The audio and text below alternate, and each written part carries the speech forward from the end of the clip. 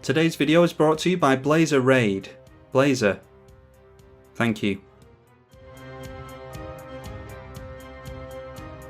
One I haven't played in a while and I've been meaning to get back to for a long while, Crick, son of Yawgmoth, versus Kynaios and Tiro of Meletis, Queen Marchesa, and Gyruda, Doom of Depths. We have nothing but lands in hand, so let's mulligan into a hand with no lands in it, I'm sure. It's not incredible, but it's not awful. We can get into a third land with Expedition Map.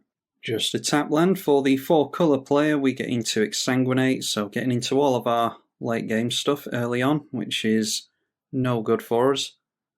Let's go Expedition Map, and we can grab ourselves an Urborg with that next turn. Turn 1 Sol Ring coming down from Queen Marchesa, but no mana rock for 2 mana, thankfully. Then Kynaios and Tiro just tapping out again. That's our mana concerns dealt with, hopefully. We get into Cabal Coffers, so we'll just pass the turn and we'll grab ourselves the Urborg with Expedition Map at the end of Kynaios and Tiro's turn. A Dreamscape Artist coming down from Gyruda. This is Mono Blue Gyruda, by the way, coming in from Billy Kills, a patron of the channel. And nothing from Queen Marchesa on turn 2 either, which is surprising with that Sol Ring. I'm sure they'll make use of it later. Then Prismatic Omen from the 4-colour player. Not sure if that is for colour fixing or if it's some kind of lands matter variant of Kynaios and Tiro. Anyway, all of their lands are going to be every basic land type. We sacrifice the Expedition Map, going for the Urborg like we said. And then just get into a swamp, so not going to struggle on mana hopefully this game, because we keep drawing into lands. Nothing to do with 3 mana unfortunately. I want to hold on to Duress really, so that we can... Yeah, the discard effects are in here to try and protect ourselves from counter magic when we go for the... what is it called? The Doomsday combo. And the Doomsday combo is pretty much comboing off with Infinite Life on an Aetherflux Reservoir. And activation coming off of the Dreamscape Artist. They have to discard a card and sack a land in order to get 2 lands out, and they discarded a clone. And then thankfully tapping out that 2 blue mana. The lands do come in untapped with Dreamscape Artist. No white mana from Queen Marchesa, but they do get themselves into a Revel in Riches. No land for the Kynaios player there either. We get into Dark Ritual. Yeah, I don't want to paint a target on my head too quickly, so we'll go in for the Swamp. And I think we go in for Twilight Prophet here. If we're going to play our commander, I actually want to play something with it. A tapped Desert of the Mindful for the mono blue player. Not generating any mana off of the Nykthos yet. Going in for a Clever Impersonator. I think this is a clones variant. Billy Kills was saying in the Discord very briefly that, yeah, I think this is some kind of clone build of Gyruda. Anyway, going for Clever Impersonator into Revel in Riches. Try and generate some more mana. Getting into some white mana over here, but it is a tap land unfortunately, so still no Queen Marchesa for them. They do, however, have Yahenni, Undying Partisan, which is a really tricky creature to deal with, and then a Nim Deathmantle, which might keep them in creatures. You typically see this as part of a combo with Ashnod's Altar. Alright, another land for us. If we go Cabal Coffers, we tap that down, we generate 5 mana, 6 and 7. It could be 9 mana with a Dark Ritual. Do we care about that? Yeah, I don't really know what we're doing with this hand at the moment, unfortunately. Let's try and power ahead of our opponents. We'll pay the 6 life into the black cost and then go in for the Cabal Coffers mana into the generic. Yeah, I'd really like a Lightning Greaves or something, but I don't think we're going to get into that. Let's go for the Bolas's Citadel as well. So eating 12 life here. Luckily, the game hasn't gotten off to too fast a start. Plus counter on Crick, son of Yawgmoth. Now let's see if we can rip a Lightning Greaves off the top. Well, pretty close to it, a Swiftfoot Boots. Don't have the mana to equip it, unfortunately. But we got ourselves, yeah, that's pretty rough. Wish I'd gone for the Dark Ritual now. But we'd only be gaining ourselves 3 life anyway, so yeah, I think we're okay to leave it there. One more permanent away from activating the Twilight Prophet as well. Dreamscape Artist continuing to ramp over with the blue player. They're into 4 lands now. They get rid of their desert. And then it's another clone in Phyrexian Metamorph. They're only 1 permanent away from the Twilight Prophet being active themselves, but instead going for a Bolas's Citadel and then getting a Mystical Tutor straight off the top. That's about as good as you could hope for with Bolas's Citadel. I don't know if they've got extra turn cards or anything in there. Alright, going for a Pongify onto our commander. We will certainly put it in the command zone. Shouldn't struggle getting Crick out of the graveyard again. Or out of the command zone even. Anyway, that puts a plus counter on Yahenni. Might actually encourage people to not come in at us, but yeah, we do still have the Bolas's Citadel and a bunch of mana, although a mono blue player with a Bolas's Citadel is pretty scary too. And then a Gyruda on top. Yeah, that's some pretty good stuff with Bolas's Citadel. Might be time for a Reaver Demon next turn. Anyway, our opponent this turn draws into 7 cards at the end. Now a Crackling Doom. That is going to deal with the Gyruda, so that saves us casting Reaver Demon next turn. We are going to lose our beast though, and that is even more plus counters on Yahenni. We just need to hope that we can actually destroy this at some point. We need to keep them out of creatures so that they don't have a sack outlet to make this thing indestructible. Then sacrificing a bunch of treasures and another big creature, this time Sheoldred, the Whispering one, so we're going to lose our Twilight Prophet. Unless someone can get rid of that thing before then, but I don't see them having a need to. Then the Yahenni going in at the mono blue player. Alright, looks as though the 4-colour player didn't get into the land they needed, so just decided to scoop it up. This is a fairly fast-paced game where the 3 of us are doing some pretty powerful stuff, so they obviously feel as though they're lagging behind too much.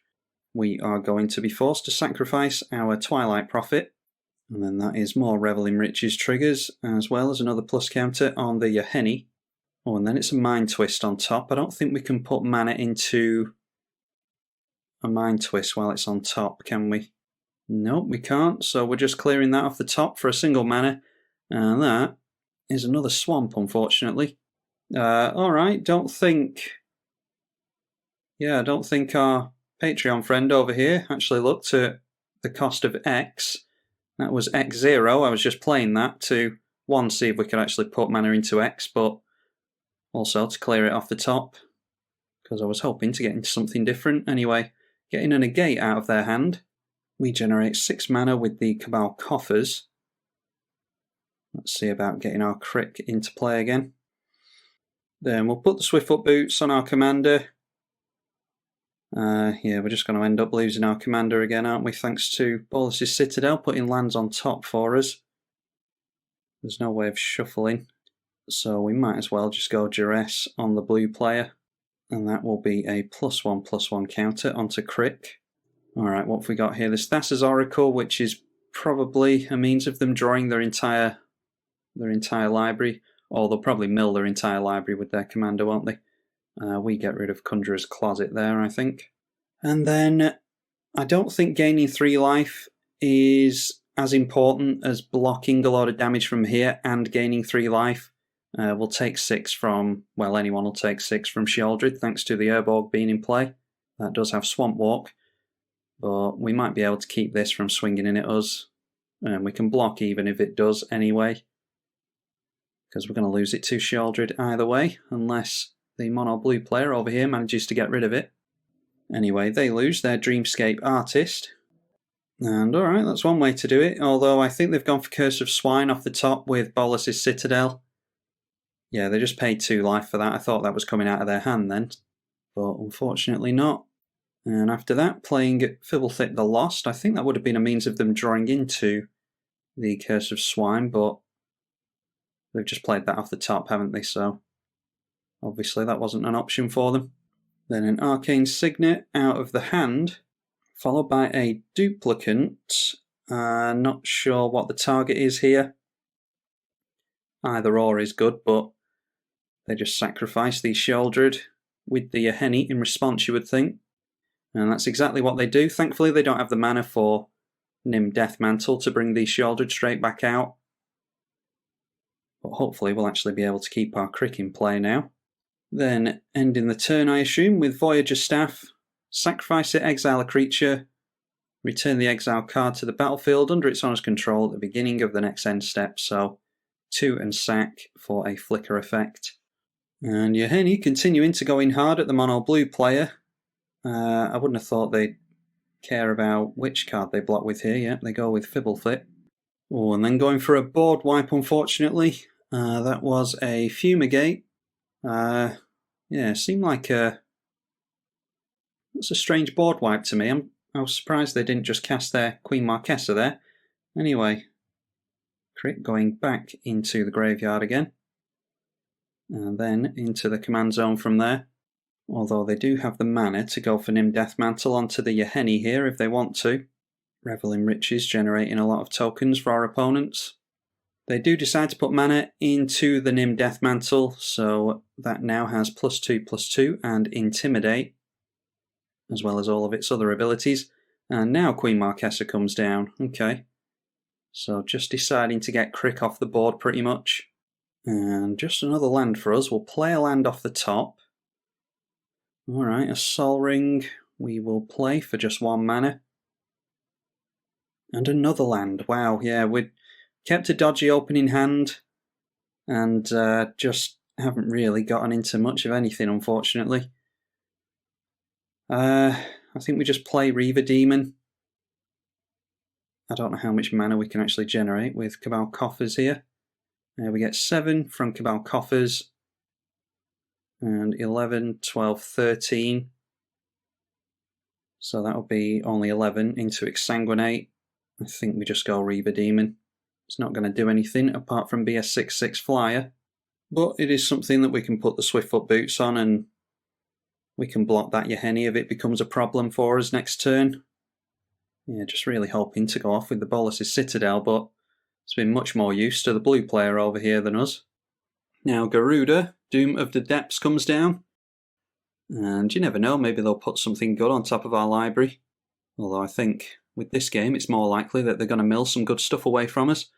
Alright, Mana Crypt, they get rid of Necropotence, which I don't think we were going to make use of this game. Lightning Greaves might have been nice, but no, I'm glad to see all 4 of those cards in the bin, to be honest. Revealing Inquisition of Kozilek on top now. And they get themselves into a Deadeye Navigator. And that Nykthos is actually going to generate some blue mana now.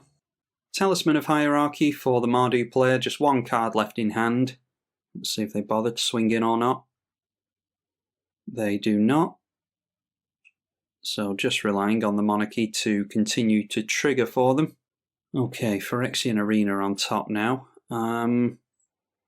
Let's go for the Inquisition of Kozilek first, or are we going to play Crick straight into open blue mana?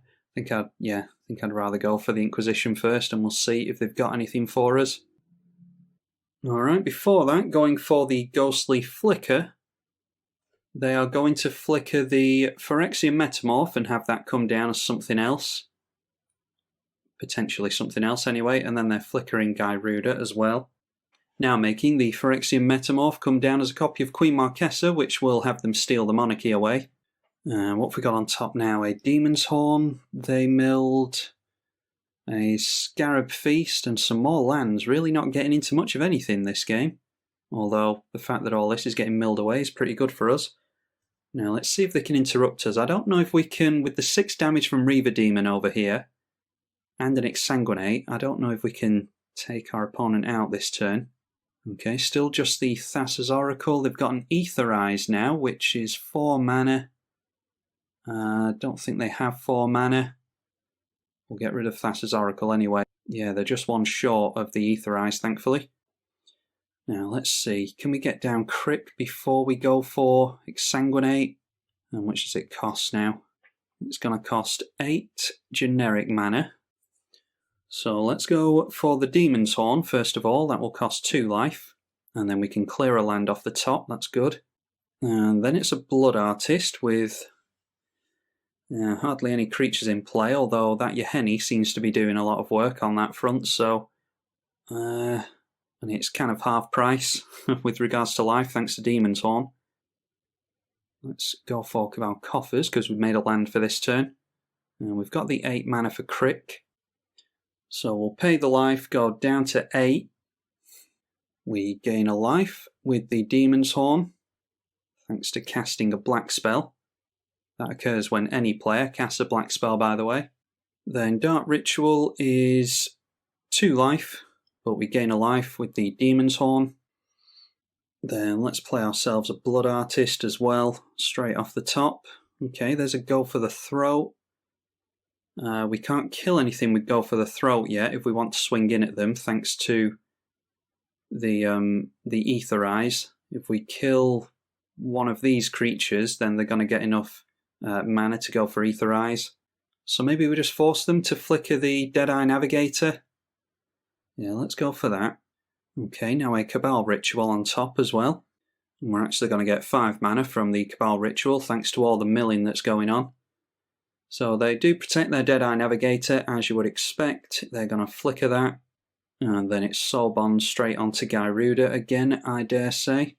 Yeah, the Demon's Horn really keeping us in this one. We'll go for the Cabal Ritual, generate some more mana. And finally getting into a land which we can't play because we can only play 1 land a turn in a mono black deck. So now it's Exsanguinate. We'll take a couple of life for the black and then dump some mana into X. And X is 13 currently. We'll say done there. I want to hold up mana to put Swiftfoot Boots onto Crick. I'm not going to swing in with it, but I do want to protect it from targeted removal. So that takes us back up to a much more comfortable 28. So I think that leaves us in the game for a bit longer. Not going to swing in with Crick. Just going to swing in at the mono blue player with the Reaver Demon.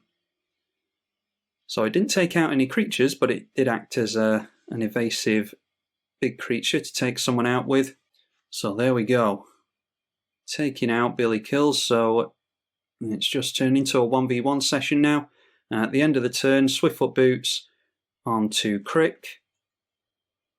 And now we need the luck to continue with the stuff on top, because we had quite a good run there. I think we also should have had the monarchy there. Someone pointed out they actually showed us the rules, which is always useful. If you take a player out and they are the monarch, which Billy Kills should have been because of his own Queen Marchesa entering, then we should have taken him out and taken the monarchy away from him there. But I'm just noticing that the monarchy is over here at the moment. So we'll see at the end of the turn if they draw off of that. Anyway, they get themselves a Corpse Knight, which is probably part of a combo with the with something like the Nim Death Mantle. And now, making use of all the mill potentially, going for Hallowed Spirit Keeper. They do have a sack outlet in Yahenni. They are going to swing in at us. We are going to... they can buff the Yahenni enough to take out our Crick, I think, so we'll just take the damage here. They have 0 cards in hand. And alright, that's a Defile. So, oh, what is that? That's per swamp we control. I don't want to play a swamp from the hand because I want to clear one off the top. So we currently control 8 swamps. We can encourage them to sacrifice some stuff in order to try and keep their Yahenni in play. Or we could just... Yeah, I think we pointed at the Corpse Knight, actually. They'll tap out and go for the Nim Death Mantle to keep that in play, I think. Anyway, let's go for the Corpse Knight. We also don't want this re-entering untapped. We want the least number of untapped creatures possible. And already getting into another land, so glad I didn't play one from hand. Alright, sacrificing the Hallowed Spirit in response with your Henny. They get a couple of spirits with that, I think it said. Don't think they've got too many creatures in the bin. They have Dictator Erebos, they've got Alesha, the Hallowed Spirit now, obviously.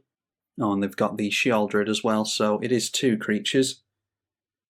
Anyway, Nim Deathmantle triggers. We'll see what they want to save here, because they can only save 1 creature. Looks like they're bringing back their Hallowed Spirit Keeper, so that's now a 5/4 zombie with Intimidate. We lose a life, thanks to Corpse Knight. Yeah, I'd much rather keep Corpse Knight out of play than the Hallowed Spirit Keeper. That is a pain, but yeah, I'd much rather that than the Corpse Knight, thanks to all the combos. Anyway, sacrificing the Hallowed Spirit Keeper again. So just trying to make a bunch of spirits so that we can't wail on them with the Reaver Demon, I would imagine. So triggering the Corpse Knight 3 times there, thanks to the spirits entering. Nim Deathmantle will fizzle because they've only got 1 mana held up, or a couple of mana, including the floating. Luckily we're gaining some life with Blood Artist whenever our opponent kills something off. Then the first Spirit Keeper is going to trigger again, get them into some more spirits, so they've got enough to block our Reaver Demon now.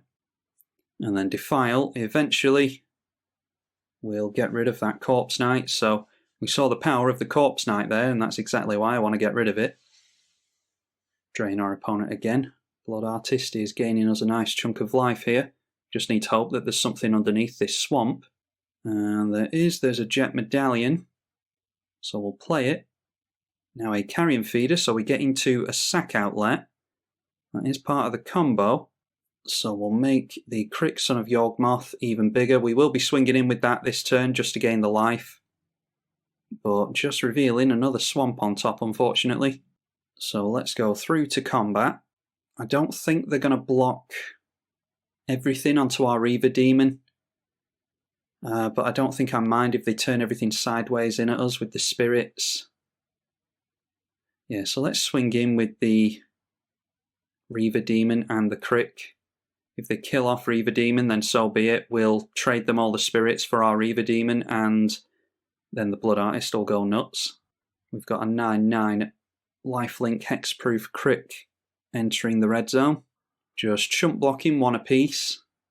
They have no cards in hand, so they're in top deck mode, same as us. We have more of an advantage thanks to Bolas's Citadel though. Killing off 2 spirits gets us a couple of Blood Artist triggers. And we go up to 26 thanks to the lifelink. Yeah, we'll have to pass it over to our opponent and see if they can do any better than us. Alright, Nim Deathmantle just being straight up equipped to the spirit now, making that a black zombie spirit. Just trying to lay on as much damage to us as possible. I imagine they'll have to leave a blocker back if they don't want us to take the monarchy away from them. Looks like they just got into a land this turn. But turning everything sideways in at us. We can't block with the Carrion Feeder, and I don't want to block with the Blood Artist. So taking a hit for 7 here. And they've got a Death Toucher held back now in their commander, so yeah, we've already used some of our spot removal. Don't know if we're going to be able to get into any more for our Queen Marchesa. Alright, well that'll help us. Trailblazer's Boots will get us straight through to our opponent. We can start dealing commander damage to them.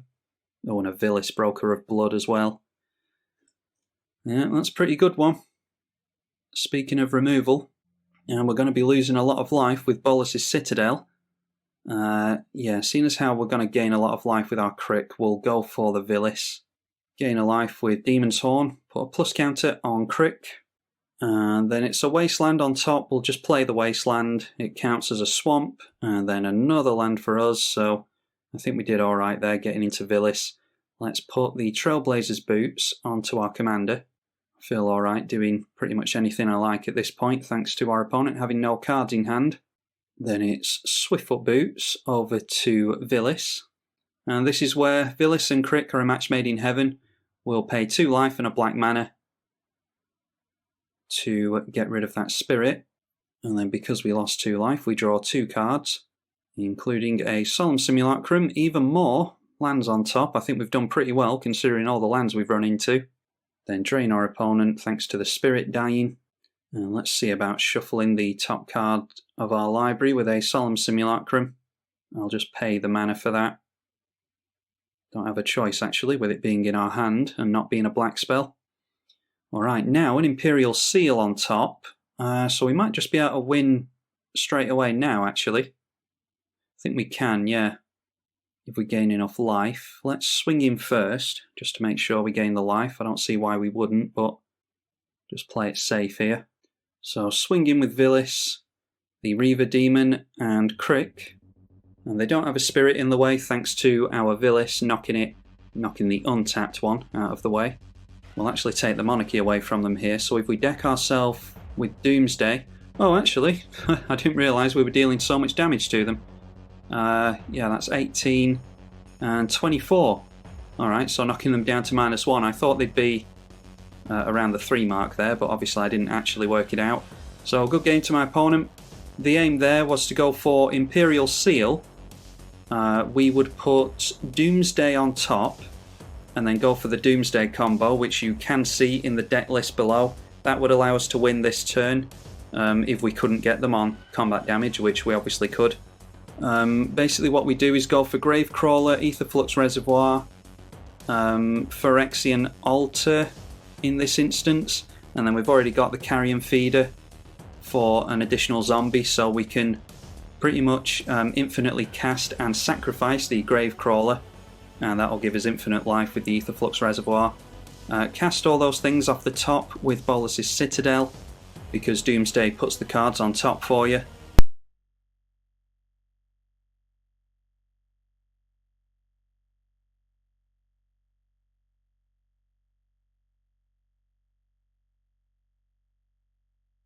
So hopefully you all enjoyed this return to Crick, Son of Yawgmoth. I've been meaning to get back to it for, oh, I don't know, like a few months now, but Wizards have been releasing so many sets, as you all know, and so many different commanders that, yeah, it's been tough to get back to some of the old ones, but hopefully you all enjoyed this return to it. Be sure to leave it a thumbs up and comment if you did. I'm tribalkai on the EDH channel. Thank you for watching.